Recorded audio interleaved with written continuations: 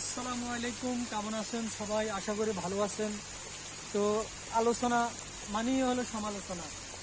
কথার নামই হচ্ছে লতা, যত কয় ততবারে। যেমন আমি শুরুতে দাঁড়াইছিলাম, এরপরে যখন ক্যামেরাটা চালু করছি তখন আমার মুখ দিয়ে অনেকগুলো কথা এসতেছে, যেমনটা এখন বলতেছি। তো আমি যেমনটা বলতেছি তেমনটা আপনি শুনতেছেন না। তো এটার মানেরই হচ্ছে কথা যত বলে তত হচ্ছে লতার মতো কাজ করে। তো কথা বললে হবে না, কথার ভিতরে যদি শাখা প্রশাখা না থাকে সে কথার মূল্য থাকে না। আর ফাও কামে কথা বললে লাভ কি, বিষয়টা না। আমরা দরকার ছাড়া কথা অন্যজনের দরকার ছাড়া আদর করে কেন কথা বলো, মূল বিষয়টা হলো ওইটা, তাই তো?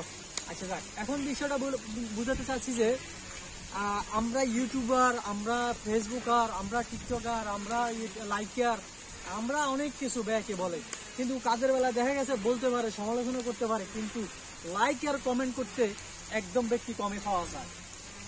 কাহিনীটা বুঝছেন কিনা? যাই হোক, যেহেতু আমার এই কথাটা এতক্ষণ পর্যন্ত শুনছেন, এতে আপনাকে অনেক ধন্যবাদ।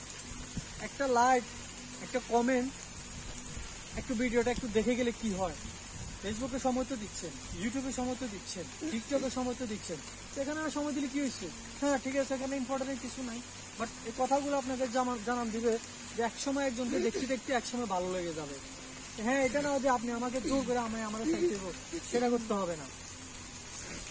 তো এখন মূলত বিষয়টা হলো, যার ভিডিও হোক, আমার ভিডিও হোক, অন্যের ভিডিও হোক, যার তার ভিডিও হোক, কোনো সমস্যা নাই। একটু চেষ্টা করবেন যে লোকে হোক তাদের ভিডিওতে একটা লাইক বা একটা কমেন্ট করার জন্য চেষ্টা করবেন।